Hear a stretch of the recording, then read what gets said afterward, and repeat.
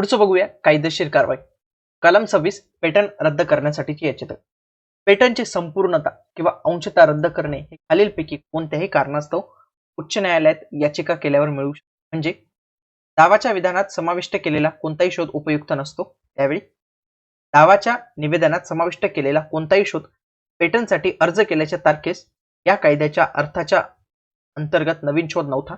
म्हणजे तो नवीन शोध नव्हताच, पण तरी त्यांनी काहीतरी फाईल केलेलं होतं. पुढे अर्जदार हा त्याचा खरा आणि पहिला शोधक किंवा अशा शोधकाचा नियुक्त केलेला प्रतिनिधी नव्हता. मूळ किंवा कोणतेही सुधारित अर्ज किंवा विनिर्देशित या कायद्याची आवश्यकता पूर्ण करत नाही. अर्जदाराने जाणून बुजून किंवा फसवणुकीने पेटंट अर्जात किंवा मूळ कोणत्याही सुधारित तपशिलात त्याचा शोध म्हणून समावेश केलाय जे नव्हते आणि ज्याचा तो आहे अशा संशोधकाचा शोधक किंवा नेमणूक प्रतिनिधी नाहीये तो. शोधाशी संबंधित मूळ किंवा त्याच्यानंतरच्या कोणत्याही अनुप्रयोगात म्हणजे काय, अर्जात. ओके, हा एक टिपिकल शब्द आलेला आहे. तर अनुप्रयोग म्हणजे जिथं पण शब्द आला तर लक्षात ठेवा, अर्जात किंवा मूळ किंवा कोणत्याही सुधारित विनिर्देशात म्हणजे तपशिलात एक हेतूस परस्पर आणि फसवीची माहिती असते. शोधाचा एक भाग किंवा मूळ किंवा कोणत्याही सुधारित तपशिलात वर्णन केल्याप्रमाणे ज्या पद्धतीने भाग तयार करून वापरायचे आहे त्याचे पुरेसे वर्णन केले नाही आणि ही अपुरीता फसवी आहे आणि लोकांसाठी हानिकारक आहे. या कारणास्तव जे आहे पेटंट रद्द करण्याची याचिका केली जाऊ शकते. हे कुठले कुठले ग्राउंड्स दिले आहेत, ए, ब, क, ड, ई, हे जे आपण जे बघितले ना, हे सगळे तर हे ग्राउंड्स आहेत आणि या ग्राउंडच्या आधारे आपण उच्च न्यायालयात ही गोष्टी फाईल करू शकतो. पेटंट रद्द करण्याची याचिका सादर केली जाऊ शकते महाधिवक्ता आणि त्याने अधिकृत केलेल्या कोणत्याही व्यक्तीद्वारे. 2 आरोप करणाऱ्या कोणत्याही व्यक्तीने. हे पेटंट त्याच्या अधिकाराच्या फसवणुकीमुळे किंवा ज्याच्या अंतर्गत किंवा ज्याच्याद्वारे तो दावा करतो अशा कोणत्याही व्यक्तीच्या अधिकाराची फसवणूक करून मिळवले होते. ठीक आहे, कोण दावा करू शकतो? 1 महाधिवक्ता किंवा त्याने नियुक्त केलेला कोणत्याही व्यक्ती किंवा आरोप करणारा व्यक्ती. पहिलं की ज्याच्यामुळे त्याचा फसवणूक झालेली आहे. समजा ए या व्यक्तीने शोध लावला आणि बी या व्यक्तीने पेटंट फाईल करून ठेवलं, तर ए या व्यक्तीचं नुकसान झालं. मग ए हा व्यक्ती, तो किंवा त्याच्या व्यक्ती आणि ज्याच्या अंतर्गत किंवा ज्याच्याद्वारे तो दावा करतो त्या पेटंटच्या दावामध्ये समाविष्ट असलेल्या कोणत्याही शोधाचा खरा आणि पहिला शोधकर्ता तोच आहे. त्याने किंवा कोणत्याही व्यक्तीच्या अंतर्गत ज्याच्या मार्फत कोणताही व्यापार व्यवसाय या उत्पादनात इच्छुक असलेल्याचा दावा करतो त्याने पेटंटच्या तारखेपूर्वी ब्रिटिश भारतात सार्वजनिकरित्या उत्पादन, वापर, विक्री केली होती. पेटंटच्या तारखेपूर्वी पेटंट धारकाने त्याचा शोध म्हणून दावा केलेली कुठलीही गोष्ट. समजा त्याने दावा म्हणून काहीतरी पेन असं सांगितलं की पेनचा शोध लावला, पण ती ऑलरेडी कोणीतरी चालवत आहे, तर तो व्यक्ती सुद्धा इथं ती म्हणजे याचिका फाईल करू शकतो.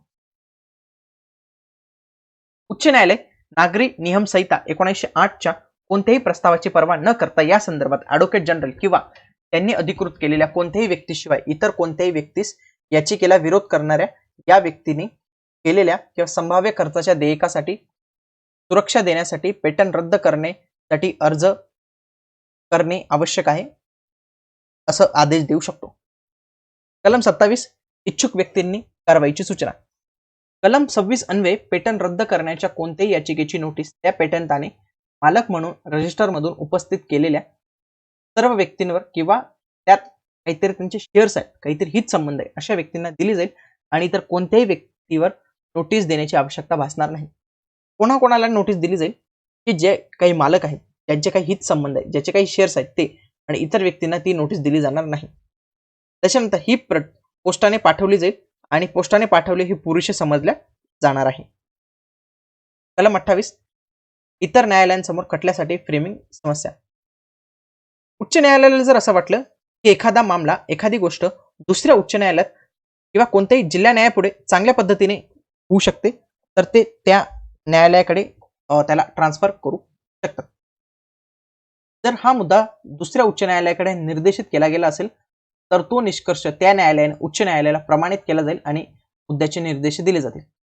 जर हा मुद्दा जिल्हा न्यायालयाला निर्देशित केला गेला असेल म्हणजे काय, मला काय सांगतो, सुरुवातीला ए या उच्च न्यायालयात गेला, त्याच्याकडे 2 पर्याय, एकतर बी उच्च न्यायालयात पाठवणे, एकतर जिल्हा न्यायालयात पाठवणे, तर जेडीपी न्यायालयात पाठवणे. ओके, जिल्हा परिषद नाही, तर या जिल्हा न्यायालयात पाठवणे. तर या न्यायालयात पाठवल्यानंतर उच्च न्यायालय जो निर्णय देईल तो या ए ला कळवणं गरजेचं आहे. आता या जिल्हा बद्दल काय म्हणणे ते बघून घेऊया.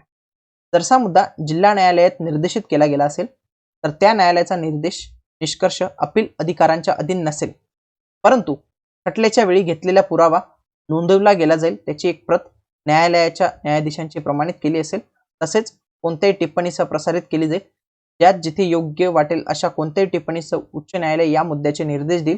उच्च न्यायालय जिल्हा न्यायाधीशाच्या शोधावर कारवाई करू शकते किंवा नोंदवलेल्या पुराव्यावर याचिका काढू शकते आणि खटल्यासाठी आवश्यक असलेल्या नवीन खटल्याचे निर्देश देऊ शकते. म्हणजे काय की हा जो जिल्हा न्यायालयात जो काही निर्णय येईल तर तो न्यायालयांचा निष्कर्ष अपिलांच्या अधीन नसेल. आपल्याला माहिती आहे की त्याच्यावर अपील होणार नाही, परंतु याच्यात कुठल्याही पुराव्याच्या संदर्भाच्या याच्यात कुठलीही गोष्ट असेल तर त्यावेळी उच्च न्यायालय तो खटला चालवू शकतो. म्हणजे हे संपूर्ण उच्च न्यायालयावर डिपेंड आहे. तुम्ही नाही देऊ शकत, म्हणजे आपण या निर्णयाविरुद्ध अपील नाही करू शकत. उच्च न्यायालय स्वतःच विचार करून या खटल्यावर निर्णय घेऊ शकतो. 29 कलम पेटंटचे उल्लंघन केल्याबद्दलची दावे. एखाद्या शोधाच्या संदर्भात या कायद्यान्वये त्याने मिळालेले पेटंट चालू ठेवताना त्याच्या परवान्याशिवाय तो शोध तयार करणे, विकणे, वापरणे, नकली करणे, त्याचे अनुकरण करणे अशा कोणत्याही व्यक्तीविरुद्ध खटला चालवण्याचे अधिकार क्षेत्र असलेल्या जिल्हा न्यायालयात एखादा पेटंट धारक खटला करू शकतो. म्हणजे काय की ए हे पेटंट तयार केलेले आहे आणि बी या व्यक्तीला पेटंट धारक आहे आणि सीच हा व्यक्ती वापरतोय त्याचा आणि प्रोडक्शन करतोय, विक्री करतोय, तर बी या सी व्यक्तीविरुद्ध दावा करू शकते. तो कुठं करणार आहे तर तो जिल्हा न्यायालयात करणार आहे. ठीक आहे, पुढे जाऊया आपण. निर्दोष उल्लंघन करणाऱ्या दायित्व हानीपासून सूट. पेटंट घेणारा पुनर्प्राप्त करण्यास पात्र ठरणार नाही. कोणत्याही व्यक्ती प्रतिवादींकडून हा कायदा सुरू झाल्यानंतर मंजूर केलेल्या पेटंटच्या उल्लंघनाच्या संदर्भात कोणतेही नुकसान ज्याने हे सिद्ध केले आहे की उल्लंघनाच्या तारखेस त्याला ही माहिती नव्हती किंवा पेटंटच्या अस्तित्वाबद्दल तो स्वतःला जागरूक करण्यास सक्षम नव्हते किंवा पेटंट या शब्दासह वस्तूचे चिन्हांकन करणे किंवा असे सूचित करणारे कोणतेही शब्द व्यक्त करतात किंवा सूचित करतात की वस्तूसाठी पेटंट प्राप्त केले गेले आहे, त्यावर शिक्का मारला गेलाय. जोपर्यंत पेटंट वर्ष आणि संख्या सोबत नसतात तोपर्यंत पेटंटच्या अस्तित्वाची सूचना म्हणून मानले जाणार नाही, परंतु या कलमातील कोणत्याही गोष्टीचा आदेशातील कोणत्याही कारवाईवर परिणाम होणार नाही.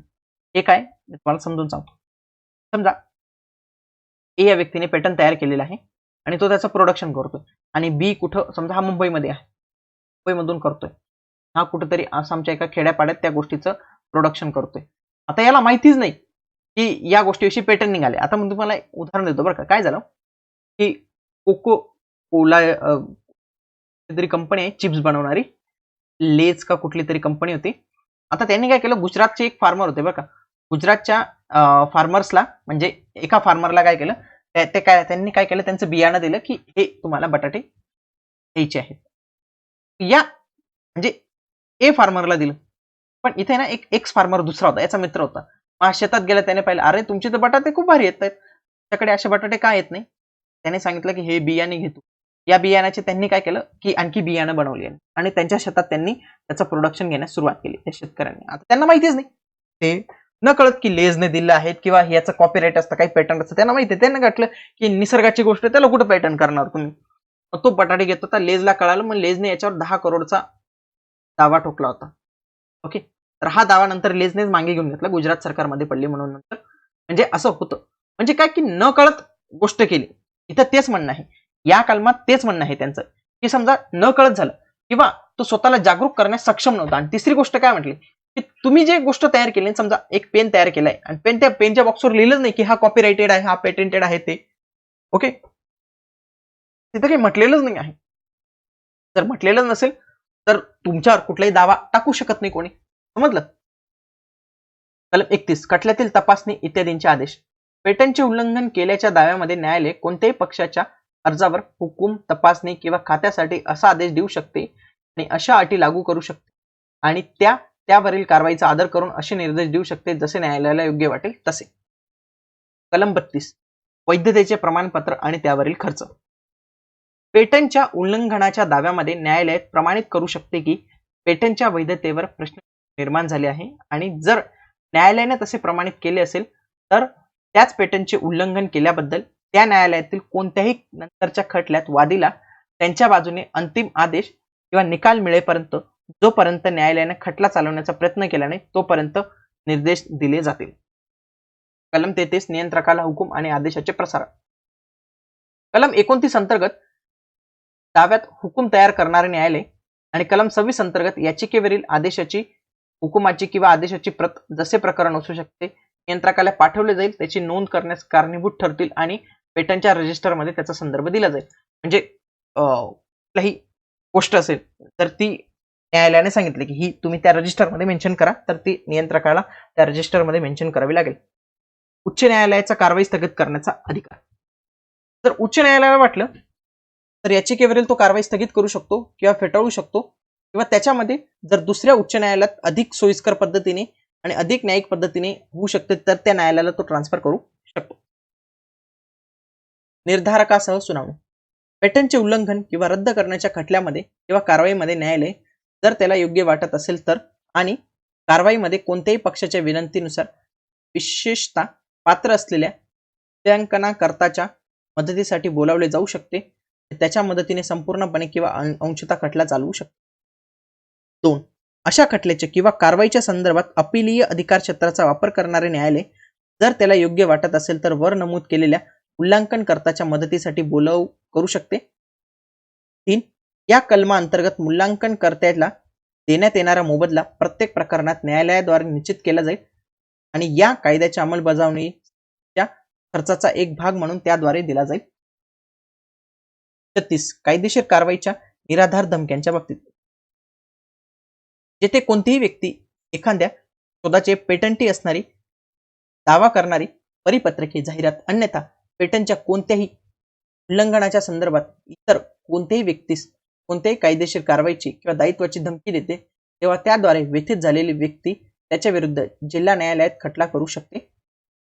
परंतु जर योग्य काळजी घेऊन अशा धमक्या देणाऱ्या व्यक्तीने आपल्या पेटंटचे उल्लंघन केल्याबद्दल खटला सुरू केला, खटला भरला असेल तर हे कलम लागू होणार. म्हणजे काय, हे कलम काय सांगतं बघा.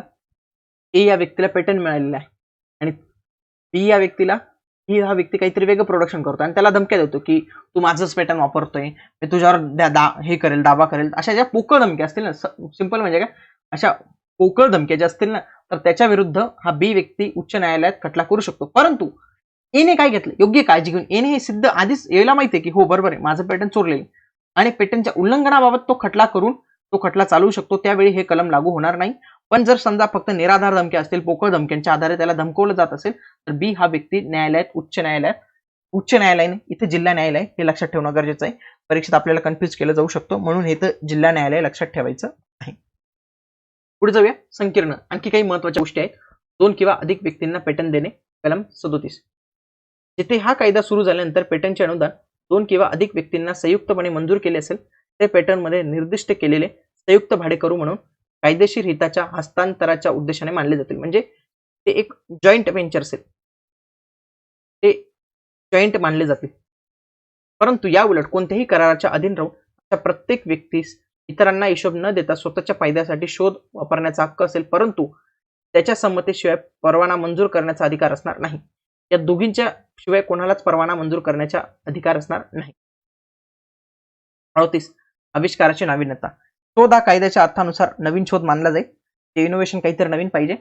जर ते पेटंटसाठी अर्ज करण्याच्या तारखेच्या आधी ब्रिटिश भारताच्या कोणत्याही भागात सार्वजनिक पद्धत वापरले गेले नसेल आणि सार्वजनिकरित्या ते माहिती पण नाही कोणाला, व शोधकाने गुप्त किंवा प्रायोगिक वापरकर्त्याने त्याच्या शोधातून प्रत्यक्ष किंवा अप्रत्यक्ष नफा कमवला नसेल तर न्यायालय किंवा काउन्सिलमधील गव्हर्नर जनरल जसे प्रकरण असू शकते तसे खटल्याच्या परिस्थितीचा विचार न करता वाजवी समजू शकते.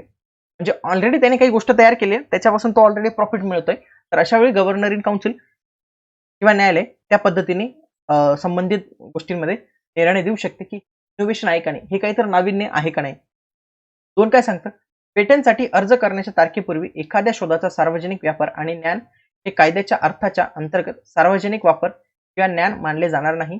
जर हे ज्ञान गुप्तपणे किंवा सत्य हे प्रथम शोधकाच्या फसवणुकीत प्राप्त केले गेले असेल आणि किंवा शोधाची फसवणूक करून किंवा अशा संशोधकाच्या फसवणुकीत त्या विश्वासाचा भंग करून जनतेला कळवण्यात आले असेल. म्हणजेच काय, हे शोध दुसऱ्याने लावलेला आहे, आपण त्याच्याकडून आणलं. म्हणजे काय की समजा महाभारताचं उदाहरण सांगतो, कर्ण जसा खोटा बोलून शिक्षा घ्यायला जातो की सांगतो की मी ब्राह्मण आहे पण तो क्षत्रिय असतो.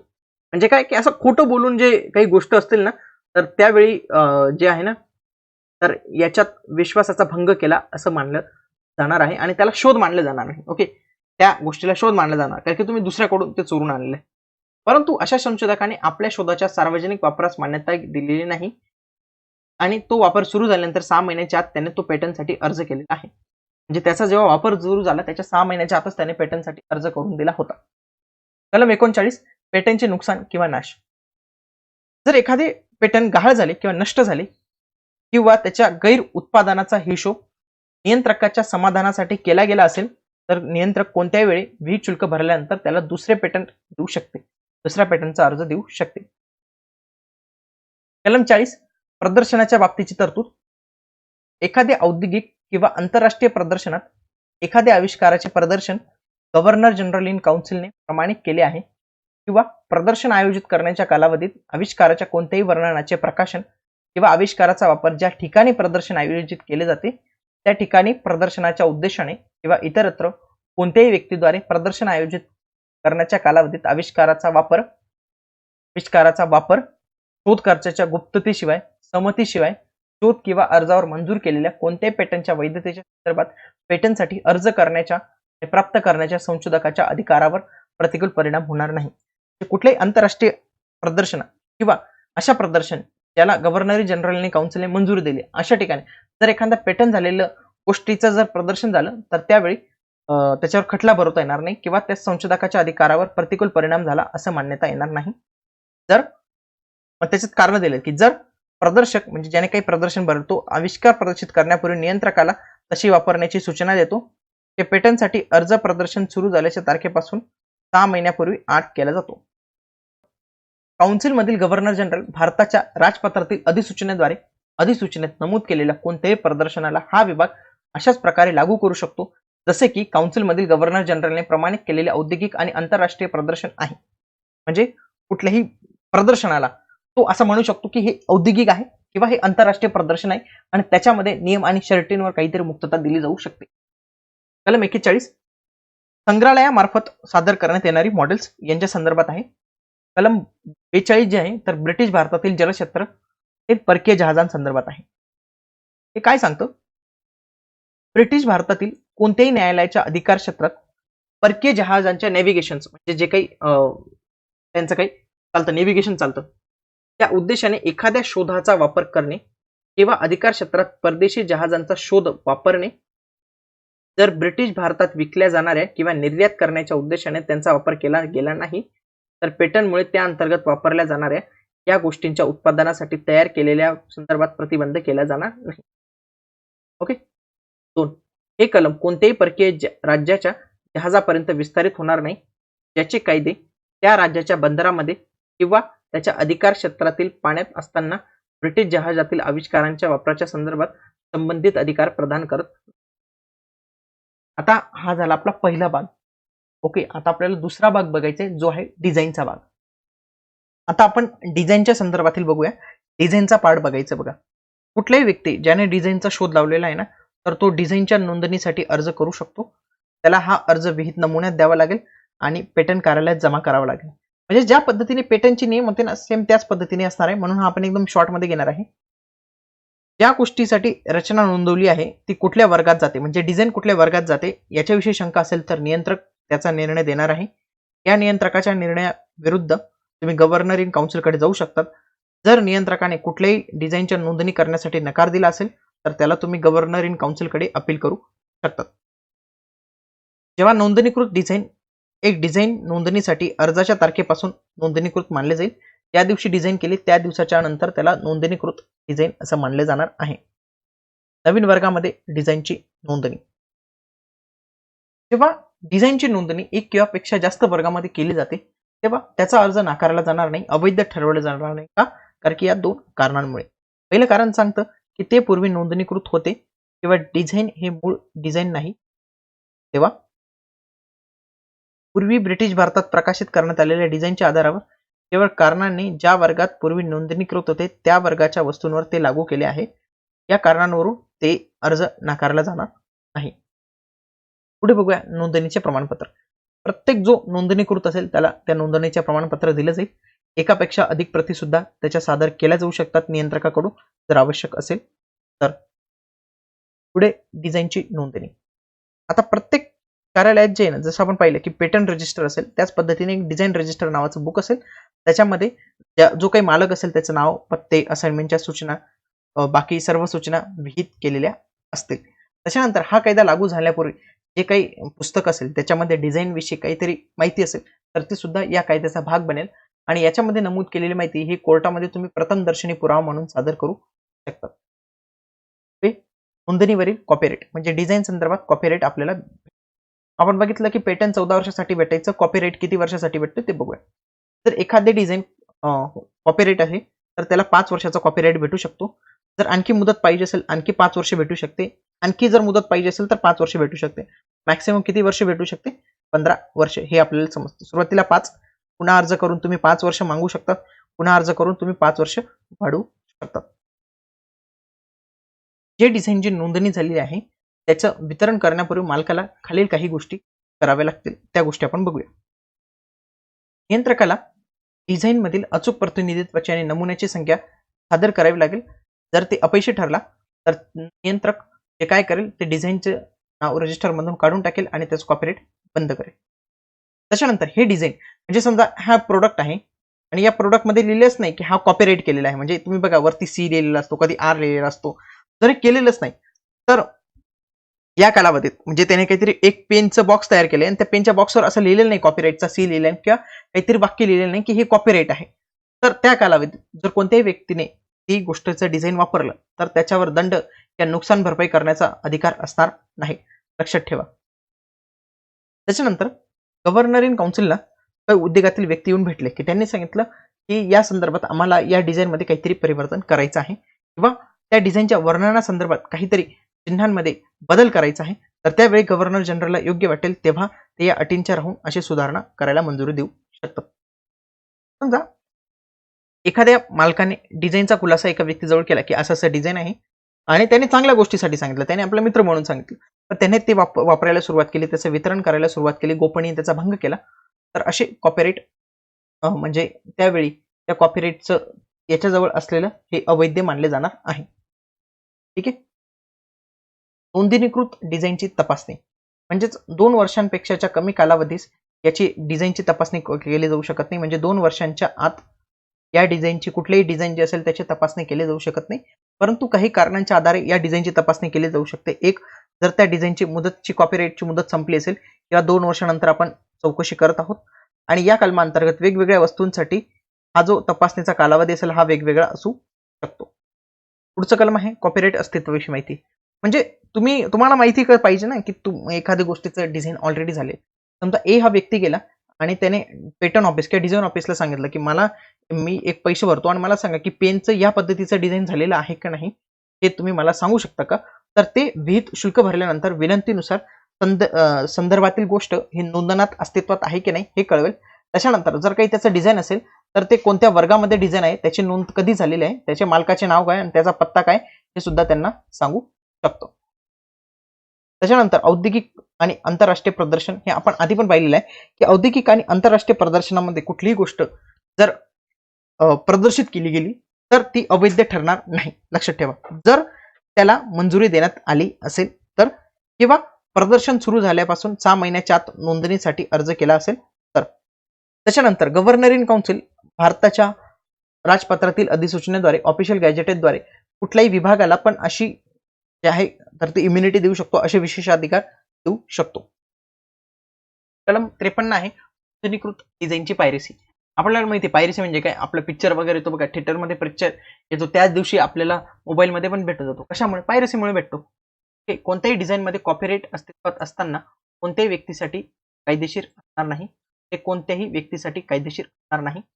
विक्रीच्या उद्देशाने ज्या वस्तूमध्ये डिझाईन नोंदणीकृत आहे अशा कोणत्याही वर्गातील कोणत्याही वस्तूवर अर्ज करणे किंवा त्यास लागू करणे, कोणतेही फसवे आणि स्पष्ट अनुकरण करणे, नोंदणीकृत मालकाचा परवाना, लेखी संमती वळखता डिझाईन अशा प्रकारे लागू करण्याच्या दृष्टीने असं काही विधान केलं असेल म्हणजे पायरेसी कधी कधी केलं असेल तर हे इथं स्पष्ट केले की जर मालकाचं परमिशन नाही आणि ते तुम्ही त्या डिझाईनचं अनुकरण करत आहेत तर त्यावेळी त्याच्यानंतर त्याची रचना या फसवी कोणतीही फसवी आणि स्पष्ट नक्कल नोंदणीकृत मालकाच्या संमतीशिवाय करतात किंवा प्रकाशित करतात किंवा विक्री करत आहेत जर कोणी या कलमाचे उल्लंघन करत असेल तर त्या प्रत्येकासाठी उल्लंघनासाठी जबाबदार ठरलं जाईल आणि डिझाईनच्या नोंदणीकृत मालकाला करार कर्ज म्हणून वसूल करण्यायोग्य 500 रुपयांपेक्षा जास्त रक्कम अदा केली जाईल. किती? 500 रुपयांपेक्षा जास्त. ठीक आहे, समजलं.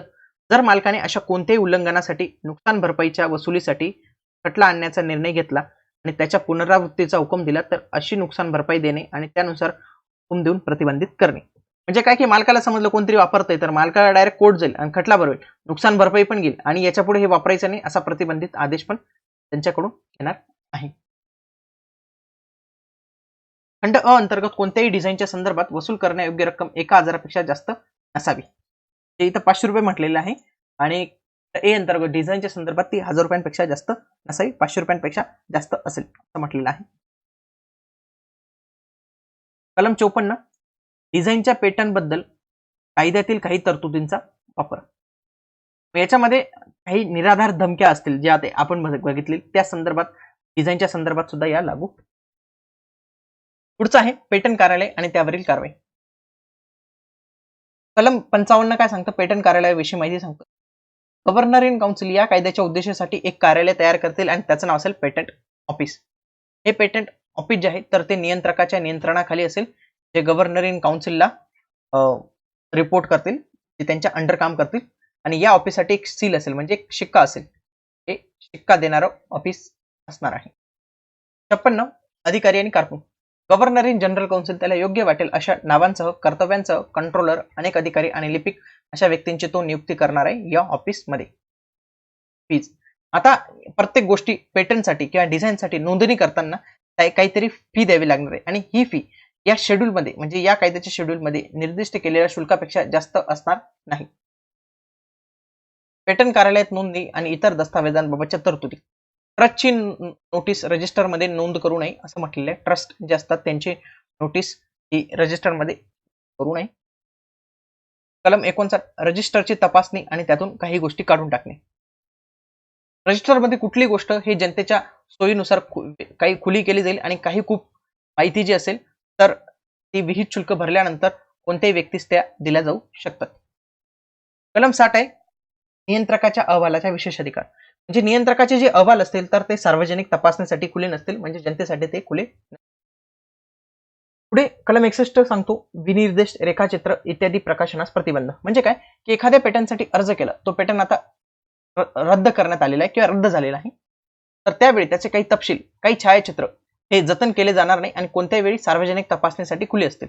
परंतु हेच जर डिझाईनच्या बाबतीत जर झालं, डिझाईनच्या बाबतीत जर एखादा रद्द करण्यात आला तर त्यावेळी त्याची छायाचित्र सार्वजनिक तपासणीसाठी उघडता येणार नाही आणि नियंत्रकाद्वारे प्रकाशित सुद्धा केली जाणार. पुढचं आहे कारकुनी चुक्या म्हणजे छोट्या काही टायपिंग मिस्टेक्स असतील तर ते सुधारण्याचे नियंत्रकाला अधिकार असेल.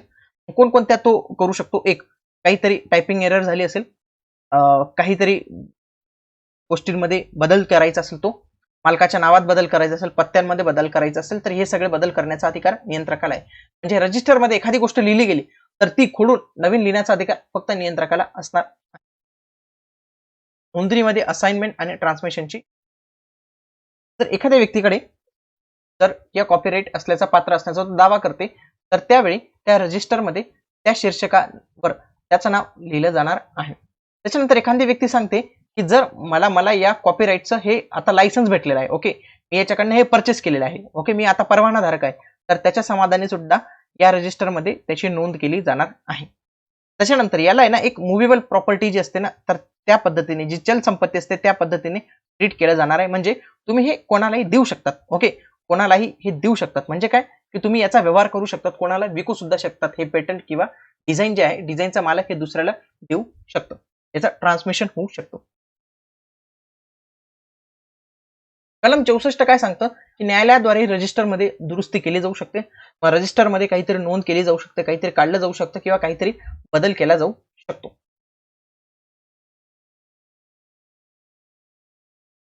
पुढचं नियंत्रकाचे अधिकार आणि कर्तव्य. या कायद्याअंतर्गत नियंत्रकाला पुरावा प्राप्त करणे, शपथ देणे, साक्षीदारांच्या उपस्थितीची अंमलबजावणी करणे, कागदपत्र सादर करणे, खर्च देणे या संदर्भात दिवाणी न्यायालयाचे अधिकार असतील. जे दिवाणी न्यायालयाला जे अधिकार असतात ते असतील. इथं फौजदारी न्यायालय म्हटलेलं नाही. फौजदारी न्यायालय म्हटलेलं नाही, इथं काय म्हटलंय, दिवाणी न्यायालय म्हटलेलं आहे. हा शब्द लक्षात ठेवायचा.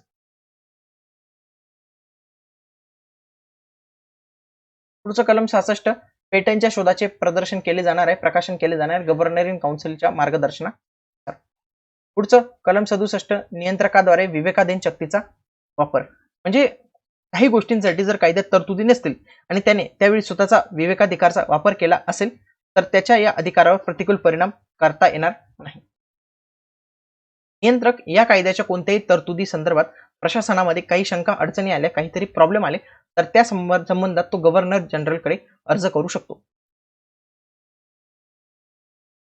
कलम 59 काय सांगतो की काही प्रकरणामध्ये पेटंट देण्यास नकार दिला जाऊ शकतो तर त्याच्यामध्ये हा कायद्याच्या आणि नैतिकतेच्या विरुद्धचा प्रश्न असेल. म्हणजे एखाद्याने असा काही बंदुकीचा शोध लावला असेल तर ती बंदूक एका वेळी 100 गोळ्या सोडते, म्हणजे याच्या माध्यमातून कायदा सुव्यवस्था हा बिघडू शकतो किंवा हे नैतिकतेच्या विरुद्धच आहे. काहीतरी वेगळा शोध लावला की ज्याच्यामुळे समाजात अनैतिकता निर्माण होऊ शकते किंवा तो शोध वाईट आहे. कलम 70 सांगतं गव्हर्नर जनरल इन काउन्सिलकडे अपील. येथे या कायद्याद्वारे नियंत्रकाकडून काउन्सिल मध्ये गव्हर्नर जनरलकडे खोटे बोलण्यासाठी अपील केले घोषित केले आहे. तेथे नियंत्रकांनी पारित केलेल्या आदेशाच्या तारखेच्या 2 महिन्याच्या आत अपील केले जाईल आणि लेखी असे विहित शुल्कासह असेल. वरील कालावधी मोजताना त्याविरुद्ध अपील केलेल्या आदेशाची प्रत दिलेल्या व्यापलेला कालावधी वगळला जाईल. काउन्सिलला वाटत असेल तर तो एका तज्ञाची मदत घेऊ शकतो आणि काउन्सिलमधील गव्हर्नर जनरलचा आदेश हा अंतिम असणार आहे. कोणकोणत्या गोष्टी पुरावा असणार आहे बघा. या कायद्याद्वारे अधिकृत केलेली कोणती नोंद, बाब, वस्तू, नियंत्रकाच्या हाताखाली असलेले प्रमाणपत्र किंवा त्याखाली बनवलेले नियम हे सगळे प्रथमदर्शनी पुरावा असेल. कलम 72 काय सांगतं विनिर्देशाच्या प्रमाणित मुद्रित प्रतीचे प्रसारण. हा कायदा सुरू झाल्यानंतर पेटंट कार्यालयात जे काही शिल्लक राहिलेले तपशील असेल, रेखाचित्र असतील, सुधारण्याच्या प्रती असतील तर त्या पेटंट कार्यालयाच्या शिक्क्याने करायचे, चिक्का मारून त्यांना कोणाकोणाला पाठवायचे, अशक्य तितक्या पोर्ट सेंट जॉर्ज इन काउन्सिलकडे, मुंबईचा गव्हर्नर जनरल, बंगालचा लेफ्टनंट जनरल किंवा इतर प्राधिकरण यांना पाठवायचं आहे. आणि या प्राधिकरणामार्फत एखाद्या व्यक्तीची नियुक्ती पण केली जाऊ शकते जो याची तपासणी करू शकतो. कलम 73 सांगतं पोस्टाने अर्ज आणि सूचना सर्व पोस्टानेच मिळणार आहे. कलम 74 हे अर्भक म्हणजे हे बालपण, बेडसर इत्यादींद्वारे घोषणा. समजा एखादा व्यक्ती बालपणात असेल, बेडसर असेल, अपंगत्व असेल तर त्या व्यक्तींद्वारे एक कायदेशीर व्यक्ती आणि समिती या व्यवस्थापक नेमला जाईल किंवा जर कोणी नसेल तर न्यायालय त्या व्यक्तीला नेमणार आहे आणि त्याच्या नावाने आणि तो व्यक्ती काम करू शकतो. समजा हा एक लहान असेल, त्या आधीच्या काळात व्हायचं बघा की एक राजा जर मेला त्याच्या मुलाच्या नावाने कारभार चालवायचा, पण तो मुलगा फार लहान असायचा, सगळा कारभार त्याची बायको चालवायची किंवा इतर व्यक्ती सरदार त्याच्या नावाने चालवायची. एजन्सी. कलम 75 खालील कागदपत्रांची सदस्यता आणि पडताळणी. खालील कागदपत्र, इथं कागदपत्र म्हणजे पेटंटसाठीचा अर्ज, विरोधाच्या सूचना, पेटंट मुदत वाढण्यासाठी अर्ज, लॅब झालेल्या पेटंटच्या पुनर्संचयित करण्यासाठीचा अर्ज, दुरुस्ती रजेसाठीचा अर्ज, अनिवार्य परवाना आणि रद्द करण्यासाठीचा अर्ज आणि पेटंट आत्मसमर्पण करण्याच्या सूचना. या वरीलसाठी सर्व स्वाक्षरी आणि यांची पडताळणी केली जाऊ शकते. जर हा व्यक्ती ब्रिटिश भारतातून अनुपस्थित असेल तर त्यांनी प्राधिकृत केलेल्या एखाद्या व्यक्तीद्वारे वरील स्वाक्षरी आणि त्यांची पडताळणी केली जाऊ शकते. कलम 76 एजन्सी. या कायद्याअंतर्गत नियंत्रकाकडे इतर सर्व अर्ज आणि संप्रेषणावर स्वाक्षरी केली जाऊ शकते आणि नियंत्रकावरील सर्व उपस्थिती कायदेशीर व्यावसायिकाद्वारे किंवा नियंत्रकाच्या समाधानासाठी अधिकृत एजंटद्वारे केली जाऊ शकते. नियंत्रक त्याला योग्य वाटत असेल, त्याला आवश्यकता भासत असेल असा एजंट ब्रिटिश भारतातील रहिवासी असेल. ब्रिटिश भारतात राहणाऱ्या एजंटला कामावर ठेवण्यासाठी ब्रिटिश भारतात राहत नसलेल्या कोणत्याही व्यक्तीस, कोणत्याही अर्जदाराची, विरोधकाची, अन्य व्यक्तीची स्वाक्षरी आणि उपस्थिती. पुढचा आहे काउन्सिलमधील गव्हर्नर जनरलचे अधिकार. कलम 77 सांगतं काउन्सिलमध्ये गव्हर्नर जनरलला काही नियम बनवण्याचे अधिकार आहेत. तर तो कोणते नियम बनवू शकतो? एक, नोंदणीच्या पद्धतीसाठी नियमन बनवू शकतो, डिझाईनसाठी नियम बनवू शकतो किंवा इतर दस्तावेजांची नक्कल कशी करायची, त्याचे डुप्लिकेशन कसे बनवायचे याच्यासाठी नियम करू शकतो. प्रतींचे प्रकाशन, विक्री, किंमत अशा संदर्भात पाहिजे त्याला योग्य तो तपशील, रेखाचित्र, कागदपत्र सुरक्षित करणे व नियंत्रित करू शकतो. पेटंट ऑफिसमधील इतर दस्तावेजांचे निर्देशांक तयार करणे म्हणजे अनुक्रमाणिका तयार करणे, छपाई करणे, प्रकाशित करणे, विक्री करणे, त्यांचे नियमन करणे. पेटंट ऑफिसच्या व्यवसायाचे नियमन करणे. या सर्व कायद्याच्या तरतुदी अंमलात आणण्याच्या उद्देशाने तो कुठलाही नियमन तयार करू शकतो. असे नियम तयार केलेले नियम भारतीय राजपत्रात प्रकाशित करणे गरजेचे असेल आणि प्रकाशित केलेल्या तारखेपासून हे नियम लागू होणार आहेत. गुन्हे म्हणजे काय, एखादा व्यक्ती असं सांगत असेल की हे प्रोडक्ट माझं पेटंट आहे, पण ते ऑलरेडी पेटंट नसेल, ज्या ठिकाणी पेटंट ऑफिस या शब्दाचा चुकीचा वापर केला गेला असेल, म्हणजे असं सांगितलं असेल की माझी पेटंट किंवा डिझाईन हे जे आहे ना, तर ते मान्यता भेटली, नोंदणी भेटली, तर अशांना 200 रुपयांपर्यंतचा दंड ठोठावला जाणार आहे. या दंडावर प्रश्न येऊ शकतो. रुपयाचा दंड सांगितलाय तरी तो 200 रुपयाचा दंड सांगितलाय आणि पुन्हा पुन्हा करत असेल तर गुन्हा सुरू केलेल्या प्रत्येक दिवसासाठी त्याला 20 रुपयाचा दंड, प्रत्येक दिवशी त्याला 20 रुपयाचा दंड लागणार. पुढे काही गोष्टींमध्ये सूट त्याला दिली जाईल आणि निरसन म्हणजे काही गोष्टी रद्द केल्या जातील. सूट कशासाठी दिली जाईल? क्राऊनच्या विशेषाधिकारावर परिणाम होणार नाही त्यासाठी सूट दिली जाईल. कोणत्या गोष्टी रद्द केल्या जातील? आविष्कार आणि डिझाईन कायदा म्हणजे इनोव्हेशन अँड डिझाईन ऍक्ट 1888 म्हणजे 1888 चा कायदा हा रद्द केला जाईल. परंतु या कायद्यांमध्ये ज्या काही गोष्टी असतील त्या गोष्टी ज्या आहेत तर त्या पुढे सुद्धा फॉरवर्ड केल्या जाणार, त्यांच्यावर कुठलाही परिणाम होणार नाही. कलम 81 हा शेवटचा कलम आहे. रद्द झालेल्या कायद्यांतर्गत पेटंटची जागा घेण्यासंबंधीचा हक्क. हा कायदा सुरू झाल्याच्या 2 वर्षांच्या आत आविष्कार आणि डिझाईन कायदा 1888 अंतर्गत विशेषाधिकार प्राप्त करणारी कोणतीही व्यक्ती पेटंट कार्यालयात लेखी स्वरूपात विहित शुल्क भरल्यानंतर या कायद्याअंतर्गत अनन्य विशेषाधिकारांचे या कायद्याअंतर्गत पेटंटमध्ये रूपांतर करण्याचा प्रयत्न करू शकते. या कायद्याअंतर्गत ज्यांना काहीतरी विशेष लाभ भेटला असेल ते 2 वर्षाच्या आत या कार्यालयात अर्ज करू शकतात आणि त्यांना सांगू शकतात की आम्हाला तो लाभ भेटत होता तो पुढे कंटिन्यू जशाच्या तसा करावा. या कलमाअंतर्गत कोणत्याही अर्जाची सूचना या कायद्यात खाली ठेवलेल्या ऍड्रेस बुकमध्ये सर्व व्यक्तींना पाठवली जाईल आणि ज्यांचे अनन्य विशेषाधिकार कोणतेही शेअर हित संबंध आहेत त्यांना सर्व या म्हणजे हा कायदा लागू झाल्यानंतर 1888 च्या कायद्यात एक ऍड्रेस बुक होती, त्या ऍड्रेस बुक सगळ्यांना हे कळवलं जाणार आहे. वर नमूद केल्याप्रमाणे त्या कलमाखालील अर्जाच्या बाबतीत कलम 17 द्वारे विहित केलेली प्रक्रिया या कलमाखालील प्रत्येक अर्जाला लागू होईल. 4. या कलमाखालील दिलेले प्रत्येक पेटंट या विशेषाधिकारासाठी बदलले गेले त्याच विशेषाधिकारासाठी लागू करण्यात येईल.